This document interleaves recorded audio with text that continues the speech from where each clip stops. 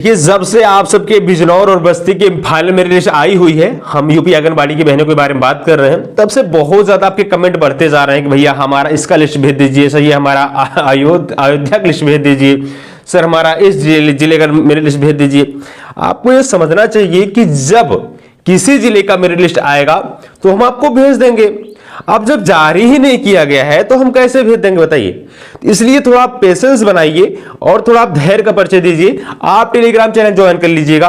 आपको कहने का आवश्यकता नहीं है, जिस जिस जिले का उस जिले के ब्लॉक का, देखिए एक साथ ब्लॉक का भी रिजल्ट नहीं आ रहा है, आपके जिले का ब्लॉक का जब भी रिजल्ट आएगा मैं चैनल के माध्यम से बता दूंगा, साथ साथ टेलीग्राम पर पीडीएफ भी आपके प्रोवाइड कर दे रहा हूं। आप देख सकते हो, मैं बकायदे हर एक जिले के जब भी मेरिट लिस्ट जारी हो रही है, चाहे हम बस्ती की बात करते हैं, चाहे हम आप सके बिजनौर की बात करते हैं, हमने सारे ब्लॉक का दोस्तों आपको मेरिट लिस्ट वहां पे पीडीएफ दे दिया है।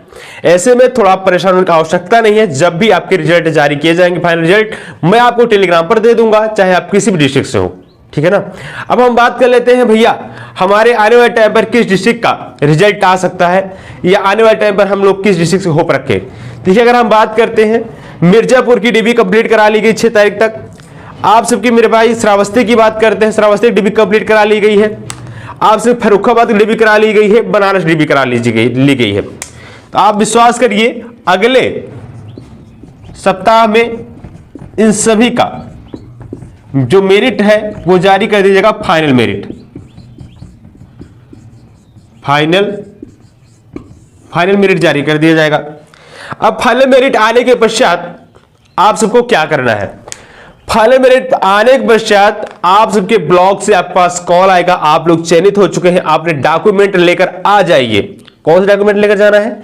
जो आपने फॉर्म को सबमिट किया है, जो आपने डीबी के लिए अपने डॉक्यूमेंट ले गए थे, उसी सेम डॉक्यूमेंट के आप साथ जाना है वहां पे अपने ब्लॉक पर। वहां से आपको नियुक्ति पत्र दे दिया जाएगा, डॉक्यूमेंट आपका देखा जाएगा, इसके पश्चात आपको नियुक्ति पत्र दे दिया जाएगा, ठीक है। आप बोलेंगे सर 2-2 बार डीबी क्यों हो रहा है? देखिए ये होता है, नॉर्मली होता है। जब आप नियुक्ति लेने जाएंगे, नियुक्ति पत्र लेने जाएंगे, तो आपको वहां पर डीबी आपको फिर से अपने डॉक्यूमेंट देखा जाता है नॉर्मली। तो उस तौर पर अब ऐसे शिक्षक भर्ती का नहीं भाई, आप बीपीएससी का हम नियुक्ति पत्र ले जाए तो हमारा डीबी देख चेक किया जाएगा, ऐसा नहीं होगा। लेकिन अब जो नॉर्मल है उसके लिए तो डीबी आपका जो आपका डॉक्यूमेंट है वो देखा जाएगा, हाँ आपका डॉक्यूमेंट है कि नहीं है, ठीक है। कभी कभी क्या होता है डीबी में भी क्या होता है कि लोग पैसा देकर अपने डॉक्यूमेंट क्लियर करा लेते हैं, नहीं ऐसा होगा दोस्तों। आपको ध्यान रखना है कि आपको दोबारा डीबी हो सकती है। अब हम बात कर लेते हैं कि जो अपडेट ये निकल कर आ रही है कि बहुत सारी बहनें इस पर अड़ चुकी हैं भैया, आंगनबाड़ी कार्यकर्तियों ने किया प्रदर्शन।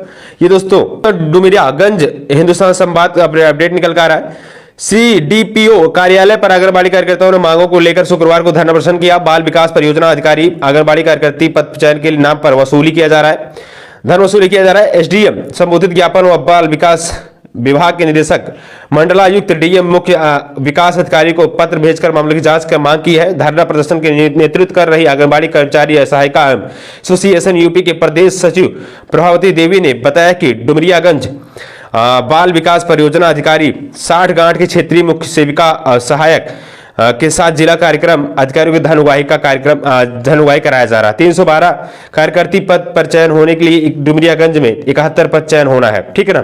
देख सकते हैं जो आपसे बीच अपडेट निकल कर आ रहा है, बहुत सारा धन उगाही किया जा रहा है। ये सर कहेंगे दोस्तों बहुत ही विकट संकट है। अभी आप देखे होंगे अगर ईसीसी की अगर बात करते हैं, बहुत सारे बहनों ने ईसीसी भी फॉर्म सबमिट किया होगा। अभी आप देखेंगे सीतापुर का रद्द किया गया, आप देखे होंगे बरेली का रद्द किया गया, आप देखे होंगे सुल्तानपुर रद्द कर दिया, इसी धन उगाही के चक्कर में जिस तरीके से पैसा वसूला जा रहा था। इसलिए दोस्तों इसका भी आवेदन आपका निरस्त कर दिया गया है, ठीक है। अब अगर हम बात कर लेते हैं, इसके चलते हमारी बहुत सारी बहनें परेशान है। दूसरी तरफ दोस्तों मानदेय को लेकर परेशान है।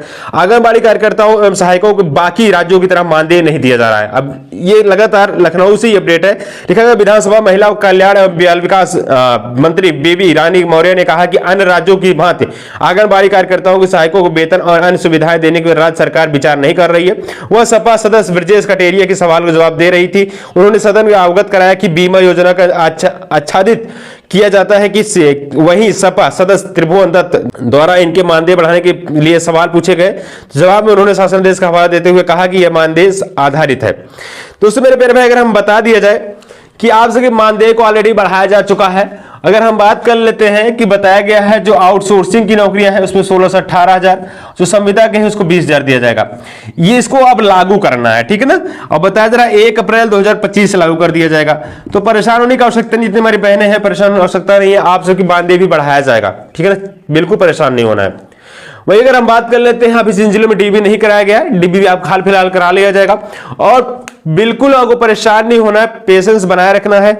जैसे ही आपके जिले का मेरिट लिस्ट आती है, फाइनल लिस्ट आती है, मैं आपको टेलीग्राम पर दे दूंगा, ठीक है। चलो सब्सक्राइब जुड़े रहेगा। धन्यवाद, जय हिंद, वंदे मातरम। और भी अगर कोई क्वेरीज है तो प्लीज आप कमेंट कर सकते हैं, या फिर आप टेलीग्राम जुड़कर वहां पर कमेंट आप लोग कर सकते हो। धन्यवाद, जय हिंद, वंदे मातरम।